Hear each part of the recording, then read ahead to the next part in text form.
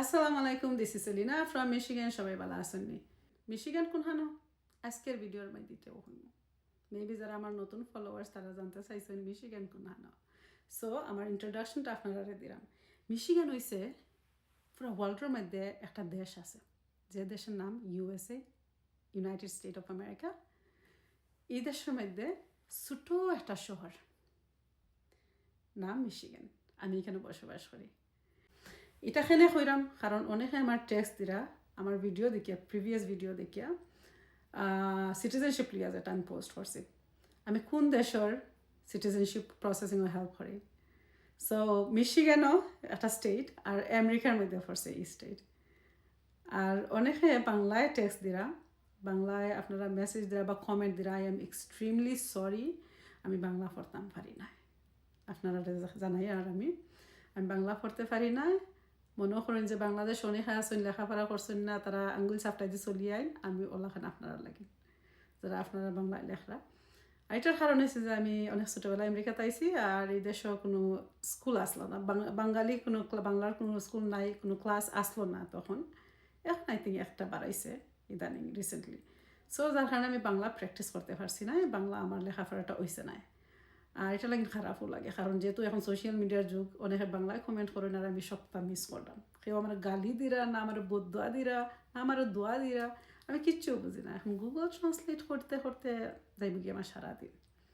যার কারণে আমি এটা আজকের ভিডিওর মধ্যে মেনশন করলাম যে আমার সবাই মাফ করে দেবে এটার কারণে।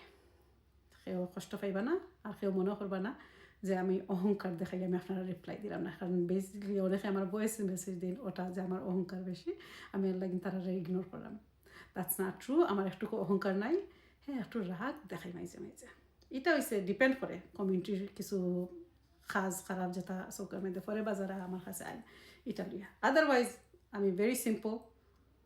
আমি আমার মধ্যবিত্ত একটা ফ্যামিলি থেকে আওয়া একটা মহিলা, ভেরি সিম্পল অ্যান্ড ফ্রেন্ডলি হইতে পারা।